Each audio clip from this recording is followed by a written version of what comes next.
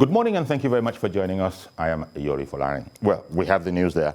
The Presidential Task Force yesterday did put out this advisory that Kogi is a very high risk area, and so people have to be very, very careful.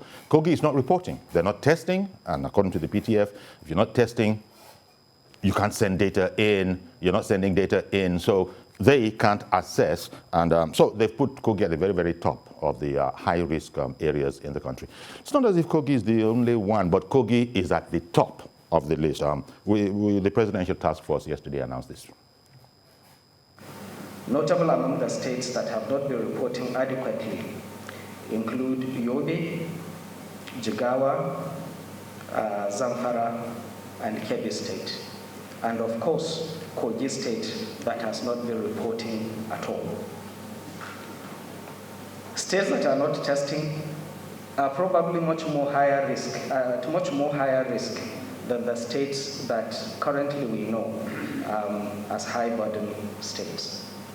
A state that is not testing at all is an absolute high risk for Nigerians to go there because there is no testing facility even if you fall sick, and there is no isolation facility, and they don't even acknowledge that the disease exists. So for that reason, epidemiologically, we put that state at the top of high-risk states. On the 30th of January, our partners at the Africa Center for Excellence in Genomics in Ede confirmed 6 more cases of the UK variant in Nigeria, and 1 in the FCT, the old one, 5 Osun, and 1 from Kwara State. So altogether, we now have 7. Now, the number in Osun State obviously relates to the fact that this center is in Osun State, so it should not be overinterpreted. And the fact that we're finding this variant is not surprising. It's been found in more than 50 countries around the world. So as countries look for this, they will find them because people travel, and viruses travel with people as they travel. However, what we now have to do is set up a process for genomic surveillance, collecting a certain number of viruses, sequencing them at specific intervals to understand what is happening in our own context. Okay, so there we have it. It's like, I've seen some, advertisements in other places, all about the point of which is that this is not about politics. This is just about, security, safety, health security. But Kogi State, for example, it has this, reputation through its leadership of not really believing, shall we say, in COVID. In fact, the governor has gone on record as saying that, as doubting the existence of COVID and saying things like the vaccines are really to get us, to try and put it delicately. So, as it were, swimming against the tide of general opinion on this. This is not to say that there are not those who, it's not as if the Kogi governor is the only person, but that's not the mainstream type. So here we have it. Now we've seen the result of it. It's a high-risk area, according to the PTF, and those are the authorities in Nigeria. It's at the very top of the list, but it was also, mentioned in there, and I'm sure you caught it, that there's also Yobe, Jigawa, Zamfara, and Kebbi states among those that, are also seen as high risk, although Kogi tops them all. We will be joined by a health professional, our friend Dr. Tuyi Mebawodu, public health expert. As soon as that is possible, we're trying to get him remotely. And then things are not cooling down. If anything, they're warming up. Although the question might be asked, maybe I'll ask the doctor when we get to it. We seem to have, relatively speaking, a lower number of fatalities, generally speaking. I appreciate that, in the context of it, we're getting higher numbers but looking at it globally, there are those who are still arguing about that. I don't know what you think. We'll open the phone lines, and let's talk about this a while before we get on to our remote guests.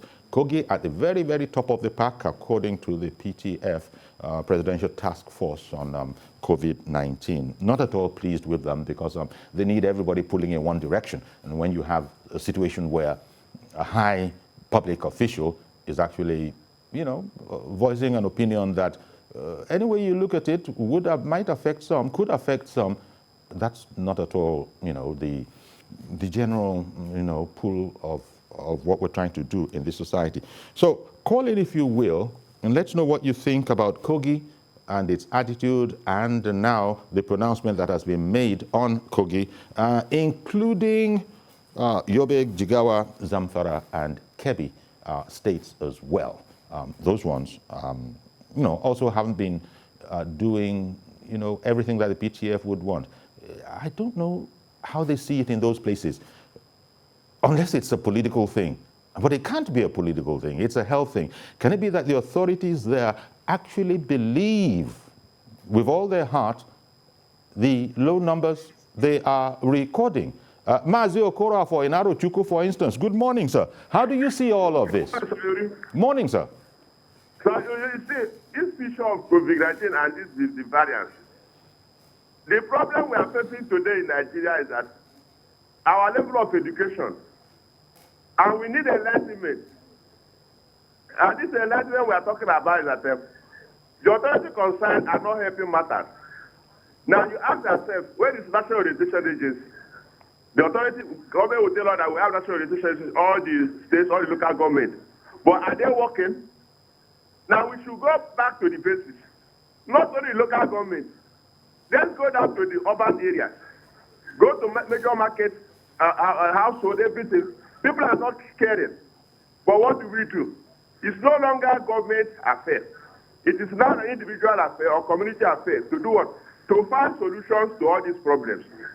We as an individual take care of ourselves, take care of our family, take care of our environment. That is the only thing. But the question, as I've been rightly saying, is we should try as much as possible our government to tell us what Nigeria should be eating. I've been saying it. Because if you have high rate of immunity in your system, whether COVID-19, no matter the type of virus or disease that comes to it will not touch you. Yeah. But whereby poverty, hunger, frustration, depression is ravaging the country, the government has not said anything. Somebody will tell you that because of the high rate that they want to do a lockdown. How can you lock down? Are you going to lock down under this type of hardship people are facing? Many people have been sent into the labor market, and even some business, nobody's scared. Government said they will give schools relief. What have they done? They have not done anything. The federal commission, but they have not given relief to airport authority, airliners. How many people fly airlines?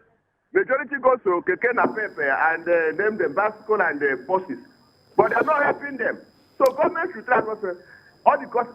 Government should make environment very conducive, provide the necessary things so that individuals will participate.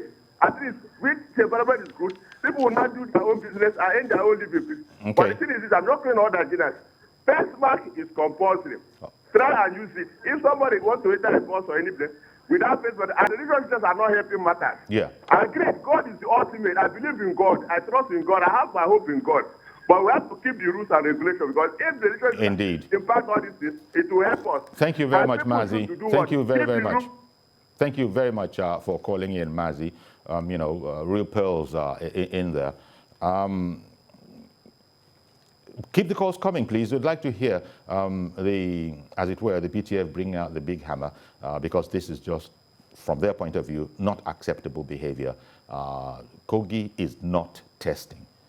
Therefore, they are reporting zero, which is funny. How can you report if you're not testing? But it is the view of PTF that Kogi is not testing, and so it is at the very top of the pile of high-risk areas. In other words, you go there, even, you've heard the news, in Kogi, for instance, even should you come down with the virus, Kogi doesn't have isolation centers. It didn't bother to set them up. So sure is it in its belief that Kogi is not part of our problem here. They don't even have isolation centers. So there's the warning that has gone out that travel to that place it must be on an absolute necessary basis. Good morning, Mr. Yakub. Good morning, Chief Jolly. Thank you for calling in. Thank you, sir. I think I totally agree with the last caller. You see, Shivjori, that state, Mr. Babajide Otitoloju have been mentioned it separately in journalist hangouts. Because I've never seen a state in this country, except that state, that refused to carry out COVID tests. And then still telling the people of that state that even if they provide the vaccine for you, you shouldn't take it. It is totally absurd. And then, this is a government, this is a youth, my community. This is a youth that telling them wrong information. But the only thing is this, it is not possible that the Nigerian government can go to a second lockdown. You know why? Why? Because people will go out to go and look for what to eat. Because we are in an environment whereby if you don't go out, you can never eat. You can't get something to eat. If you go to the market, the only thing is this. We should be able to provide a nose mask in mass for Nigerian citizens instead of them buying it.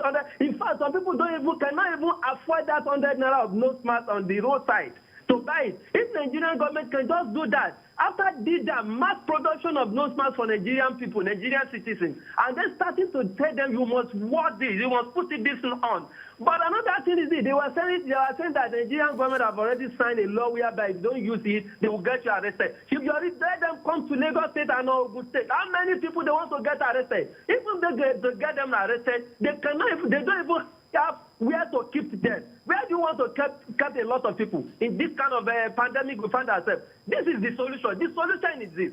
Whatever the Nigerian government can do to make sure that this vaccine comes earlier than what we expected, they should do it so that Nigerian people, if you don't want to take vaccine, you are your own. Okay. If I got to know that vaccine is today, I will make sure that I take it. If you don't want to take it, you are your own. You take your risk. Indeed. Thank you very much for calling in, Yakub. And you bring up the very important point that we actually, even not in the context in which you use the expression last, but we're on our own here. The government is doing all that it can.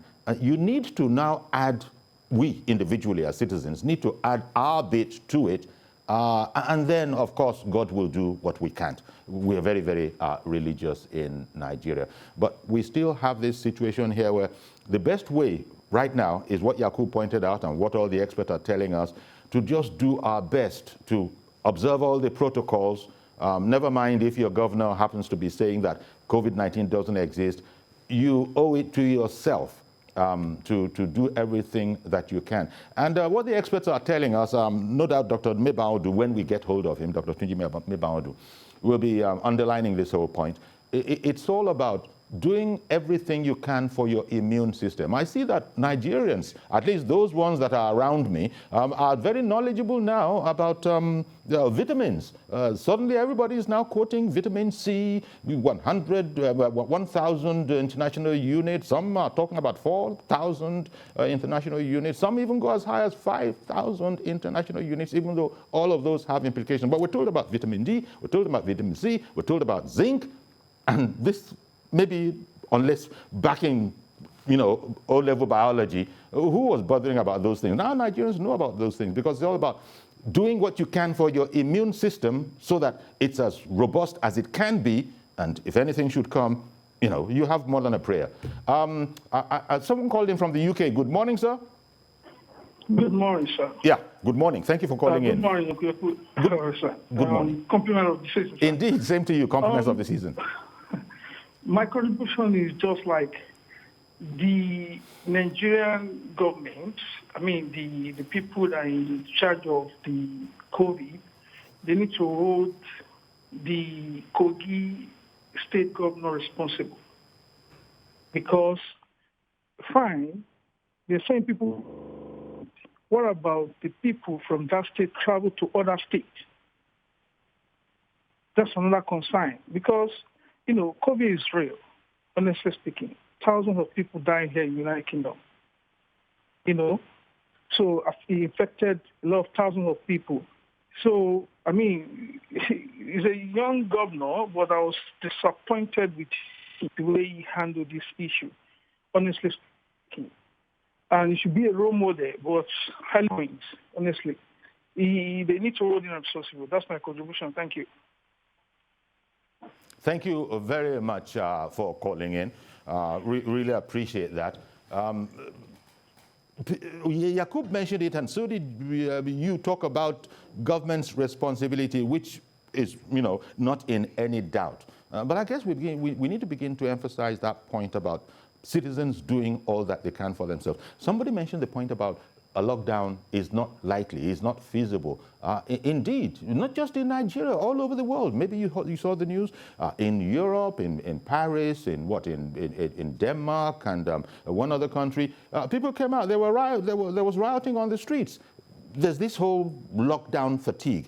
I don't know. Maybe it's because we're social animals, but people go against the norm. Governments abroad are closing their border, are closing down their societies, but people still are not liking it and find themselves able to come out and protest the fact that they've been asked to close down.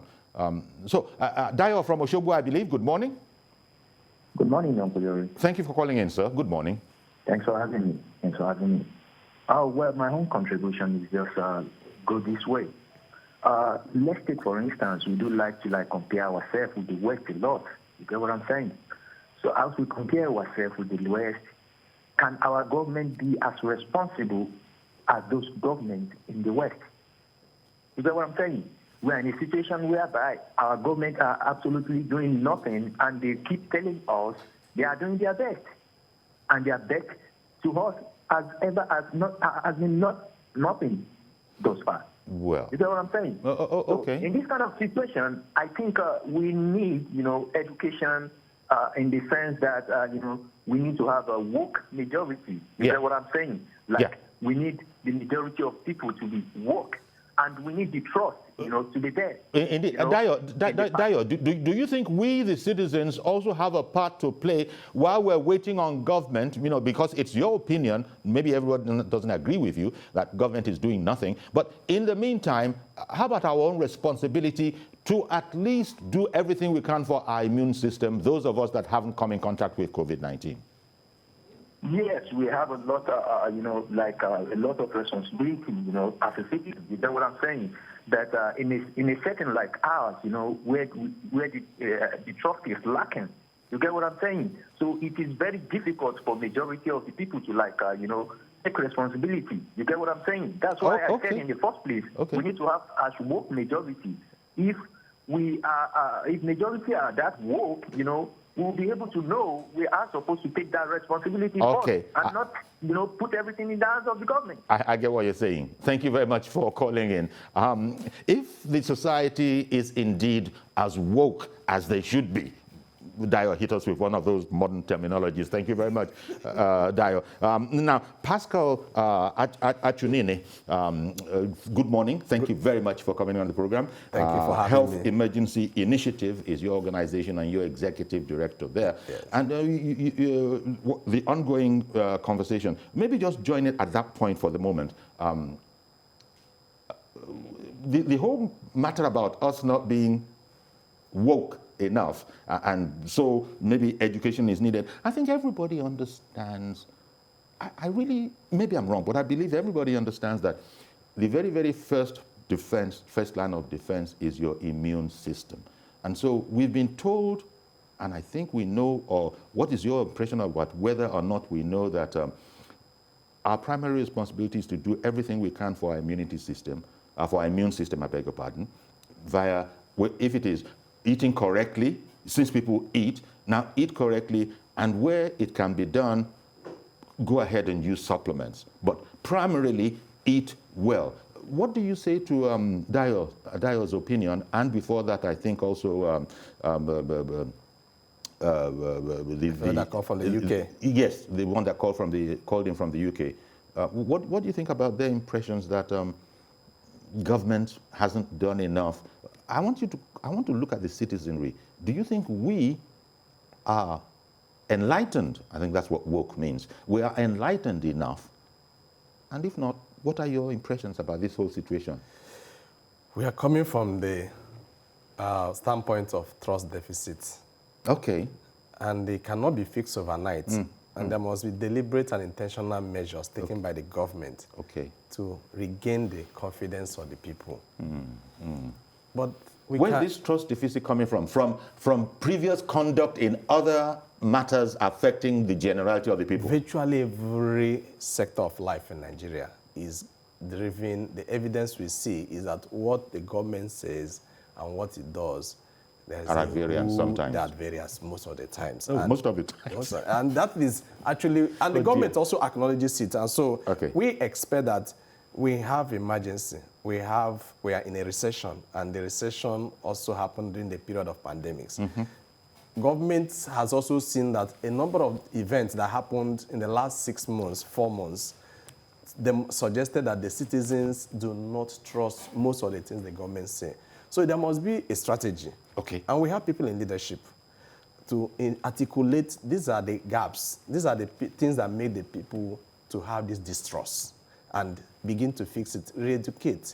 Take steps and measures that demonstrate sensitivity to the pains, the plight of the ordinary citizen. However, every citizen must also apply this principle of self-preservation, which is you must take steps to be alive. Stay alive. You don't need the government. And be healthy. And be healthy. So, and one of the easiest ways to approach it in this pandemic is prevention. They say prevention is better than cure. Prevention in this case is not only better but cheaper than cure.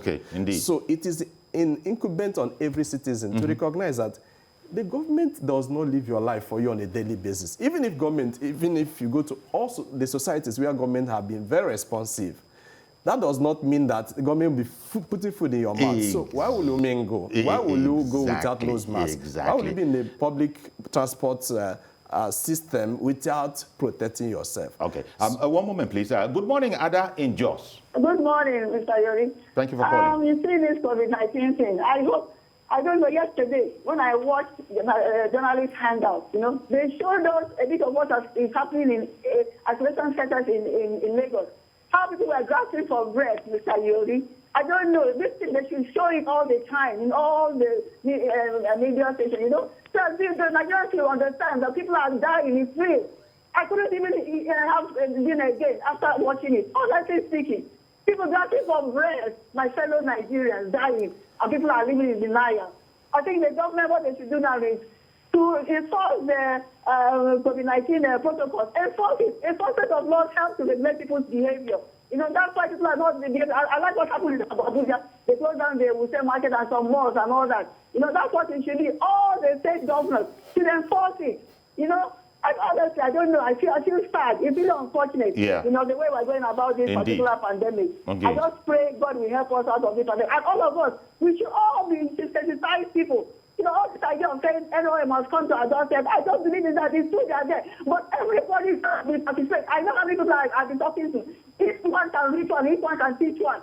If I may quote the authority of late Charles B. Nigeria will be a place. Let us all be involved in sensitization. Let us stop this idea of and has not come to our doorstep. I feel sad. Let the federal government find a way of showing those isolation centers. Let them find a way of showing it always. Honestly, I feel sad. I don't know if these people feel the way I feel. It's unfortunate. God bless Nigeria. Let's not give up on this country. We'll get it right sometime, someday. God bless you. Thank you very much for calling in.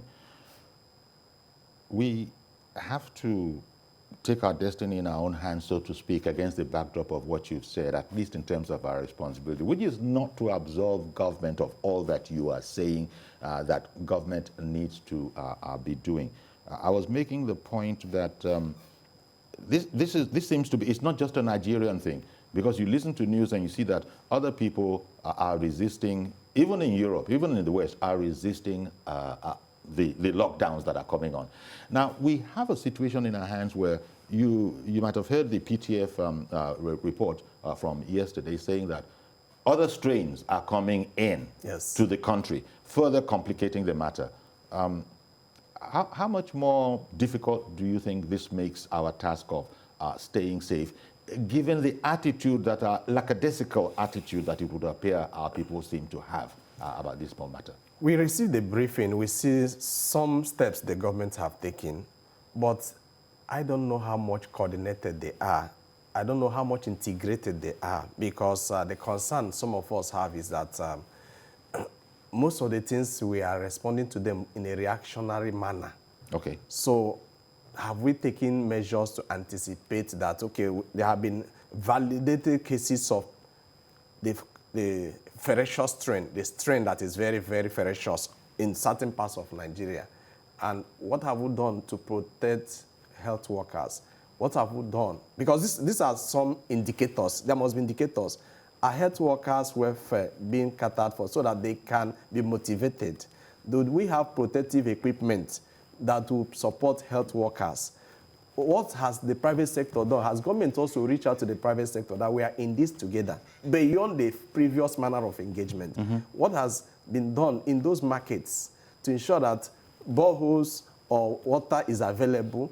Do we have indeed things like the thermometer to check temperature? Exactly. Has there been periodic meetings with market unions and associations that these are the sanctions that happen, this market risk being closed down if we figure out that health workers or sanitary inspectors sent out bring report that people are moving around, mingling without nose masks? So we need a more aggressive drive in this direction. Coordinated. I have this call in, I can't remember now. Good morning, sir. Hi, Mr. Joshua. Good morning, sir. Thank you for calling. Good morning to your guests. Good morning. Thank you. First, from the experience of the past, lockdown is a useless strategy. Lockdown. You see, whoever came up with that should just came up with something. It's a very useless strategy. We live in the community, and I can tell you nobody is locking down anything. With this COVID, we should be aware that there's no alternative to personal responsibility. And I love the fact that you are hammering on the responsibility of all citizens, because my life is my responsibility. I wish today, Uncle Yori, that we have humanists at the level of leadership in our state and in the nation. Humanists. Humanists are the people who value human lives. You see, in religious circles, because the Kogi state governor is basically coming from the point of his religion as a Muslim, just like you have Christians. They have beliefs. Allah gives life, he takes it. So there's no value for human life. You die, you die. Kogi state governor should be one of the people who should be at the forefront of promoting this COVID-19. One, he lost a major person in his state, a major general, an army general. He lost that person. He came to Kogi to bury his mother. 2 weeks after, they were in a conference at Abuja. He slumped and died. Doesn't this guy, have value for human life? That sort of a person in his state was a plus for him. Okay. He lost that person. So okay, Mr. Joshua. We need to come to a level where we should just appeal to the morals of people. Personal responsibility. Save your own life. Whether the governor wants it or he doesn't. Thank you very much. Thank you, Mr. Joshua, for calling in and indeed for identifying my, shall we say, personal rant this morning about our personal, the part that our personal responsibility plays in all of this. So just be on notice, it's official, Kogi State is a high-risk area. And people who have to travel to Kogi, who are thinking of traveling to Kogi, put it under serious consideration whether you need to go there. Kogi does not have isolation centers. They do not have any preparations, nothing whatsoever to be supportive should indeed you fall ill within the borders of Kogi State. Okay, well, so much about that for the moment. No doubt it will be coming back because it's about the most important topic of the day. I think we'll take a quick break right now. Stay with us, please. We'll be right back. Welcome back. So we were talking about COVID-19, and I guess that's an ongoing subject. But I want to take a break for a moment and, first of all, commiserate with us in Nigeria about the passing of Prince Tony Momo. Prince Tony Momo, an Auchi prince, in fact, Yerima of Auchi, I believe. He passed on, an activist, a lawyer, a veteran journalist, and he was Minister of Information back in the day under the administration of Babangida, General Babangida. I mean, he died at 80 and 81. He died at 81. I suppose there are many things you could remember Prince Tony Momoh for. He was active in the CPC, the president's former party. When he died, he was a member of the APC. You know, the president has sent his condolences. His president has spoke about his loyalty. The president said it's a rare event to find a person as loyal as Prince Tony Momoh, who has now passed on at the age of 81. We will be speaking. What do you remember most about him? One of the exciting images of him in my younger years was the letter to my countrymen. Yeah. As Minister of Information. As Minister of Information. And it typically gave some balanced way of communicating with the citizens, especially demonstrating some sensitivity to the feelings of the citizens. Someone from government and the minister, for that matter, writing to the citizens. And he also played some major role towards the dying days of military regime in bringing the current dispensation, democratic dispensation into being. So he played some very key roles.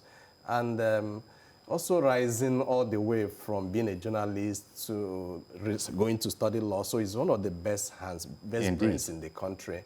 And most importantly, the most recent was the interview he granted to the Vanguard on the 20th of last month. Can you imagine? Which was like a patent shot. Can you imagine? And one of my strong suggestion to policymakers and decision makers is let's go and take a further look. Because in Africa, it is always said that the last words of an elder has a lot of meaning. So if he has said decongest the political system, in fact, one of in direct reference, he said that 93 items on the exclusive list should be reduced to 24 so that the federation can work.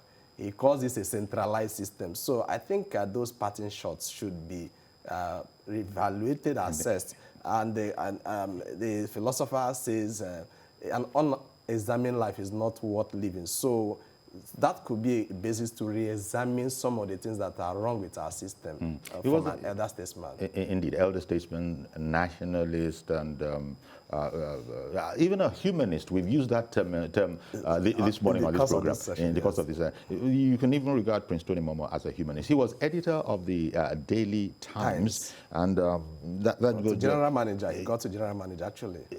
Exactly, and we hope we'll be able to speak with some people who actually worked with him, you know, COVID-19 and, you know, studio protocols and all of that. But that doesn't mean that we shouldn't be able to get hold of, I'm keeping my fingers crossed, you know, Richard Ekebe, for instance. Richard Ekebe, who now lectures at Pan Atlantic University, worked with him, you know, worked with him, I think, at the Daily Times, and then also as a special assistant when he was minister. So that it will be quite interesting to hear from Richard. But many people knew him. The man was a man of the people, and he was a prince of Auchi, and in that role, you know, he was always seeking to bring up people that were... The 165th child of his father. That was a very spectacular one. The 165th. Thank you for that tidbit. These are societies and families of yore. Yes. 165th child, you know, so of his parents. But he's the one that people, you know, recall most, you know, on a national scale. No doubt there are other children that also have made their own mark in the society, but Prince Tony Momoh, he does not just his family, but also Auchi, and also his state, Edo State. He does it very, very proud. He's known up and down the land, especially when it comes to journalism, his legal profession, you know, work there. We don't know what led to his demise. I don't think that has been spoken about. The reports suggest that he was ill. He's been ill for some time, but it was not associated with COVID-19 from the feedback. And is Expedients also mentioned that there have been a lot of positive tributes around him. Mm-hmm. So it also brings a very important question. What shall we be remembered for? Indeed. Because gradually we all pass. Indeed. At one time or the other. Let me see, I hear that we have our guests, our remote guests now, and I believe Richard Ekebe and Mr. Lanre Idowu. So good morning, gentlemen. Thank you very much for joining us this morning. Good morning. Okay. Good morning. Indeed. Jerry, how are you? Very well, thank you. Thank you very much for making the time for us. Let me start with you, if I could, Richard, because well, right now you lecture at the School of Media and Communications, Pan-Atlantic University in Lekki. But you've had a long association with the late Prince Tony Momo. I believe starting from his time in Daily Times. Were you in Daily Times with him as well? Yes, I was. I joined the Daily Times in '78 when he was already editor of the paper. Yes, I was with him at the Daily Times, and I was at the Daily Times for 4 years. Okay, 78 to 82, you know. 78 to 82, halfway through that, three-quarters way through that, he was promoted and he became general manager, and Irabuchi took over the editorship from him, yes. Yeah, yeah. What are the memories you have of Prince Tony Momo? That would be very interesting to hear, seeing as you worked closely with him. And I know that you also worked with him when he was Minister of Information. Your fond memories? Yes, I was his special advisor at the ministry from 86 to 90, again for another 4 years. He was a very unusual person. He is not the kind of person you meet every day. He was very comfortable in his own skin. He did not live to impress people. He has his own, you might say that Tony Momo was a journalist philosopher. I think that is how I would describe him. Because he thought deeply and he spoke candidly. At the Daily Times, as everybody knows, he was one of the few editors who took, in any case, anything that Tony Momo did, he put his whole being into it. And as editor, he took his position, his job very, very seriously. As minister, he took his work very, very seriously. Unfortunately, people tend to want to remember him for the letters, which were good, and they served a purpose at the time they were written. But I think what he should be remembered for was completely restructuring the information landscape under his ministerial portfolio, starting with the February 1987 Topo Badagry Conference on Policy on Information, which later would pave the way for private broadcasting. But for that conference, an organization like the TVC would probably exist, but probably in another form. So he really did some heavy lifting in restructuring the information landscape during his tenure, in public relations, advertising, you name it, media council, press council.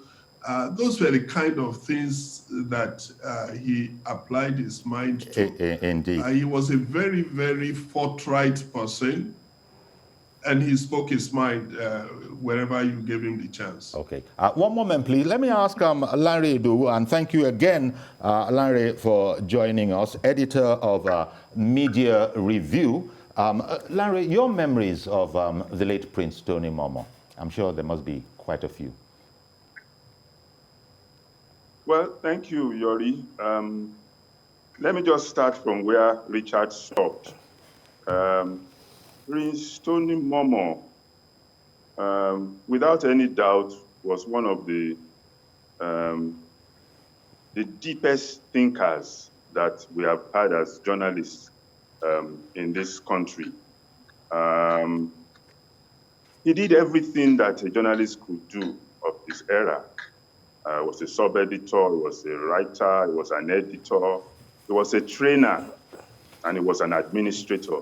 And finally became policy formulator, policy implementer, and all that.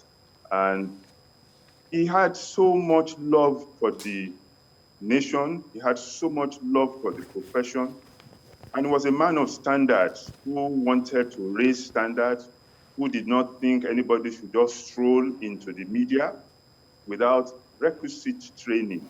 So he preached that, he worked for that, and as recent as last year, he was kind enough to write the preface to a book that we put together in partnership with the Guild of Editors to document the history of the Guild of Editors. Having been a past secretary, having been a past president, we thought that there was no other person better qualified for him to do that exercise. And you need to read it to understand the depth of his knowledge, the depth of his passion for the profession. I also recall that a few years ago at one of the conventions of the Guild of Editors in Lagos, he gave every participant a 4-volume book, Stalin Holding Encyclopedia of Mass Media and Communication. That is a set that would have cost each person nothing less than 50,000 naira. But he gave out as many as 200 copies, free.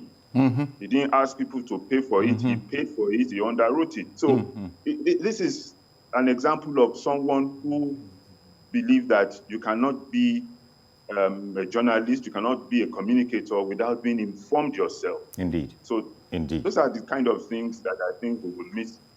And we thank you dearly, Mr. Larry Ido, editor, Media Review Magazine. As indeed, we also thank Mr. Richard Ikebe, who joined us from the School of Media and Communications at the Pan-Atlantic University in Lekki. Thank you very much, gentlemen, for sharing with us some of the impressions of that marvelous person, Prince Tony Momo, Auchi Prince, that is now of blessed memory.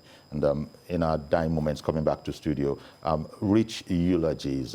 This is the kind of thing, you can see he had a rich life. I like that he was referred to as something of a philosopher, a thinker, which is rare to find in our time. Yes. And all of this he brought to bear. He was an author of many books, as you know, and as Mr. Larry Du was pointing out there, quite generous. I myself am a beneficiary of some of the books that he would, just initial and send because he believed it was further educating and developing the craft. He was very, very particular about professionalism and all of that. A marvelous man. He will be missed sorely by his people and indeed by Nigerians. So we're going to have to leave it there unless you had any last word that you wanted to add. It's always great to leave good legacies in the sands of times, because your work, especially the work you do for humanity, the good works, will speak after you have left. Indeed. That's a very important parting word, re-echoing what he said on the 20th of January. Indeed. So, and as you were saying, you commend people to go research out that, was it Vanguard interview, that he did, yes. And, you know, people should just see what and what we need to apply. Yeah. Because it's a stage. Thank you very much, Pascal. Mr. Pascal Achinene, editor of... I beg your executive director, really, Emergency Initiative. Of, you know, exactly, Public Health Initiative. So thank you very much for coming on the program. It's my pleasure for having me. Indeed. And so that's our program today. I wish we had more time. We really wanted to get into this deeply, but it is what it is. See you tomorrow, God willing. Do everything you can to be safe from COVID-19. You know the routine by now. I'll see you tomorrow, God willing. Bye-bye for now. I'm Yori Folari.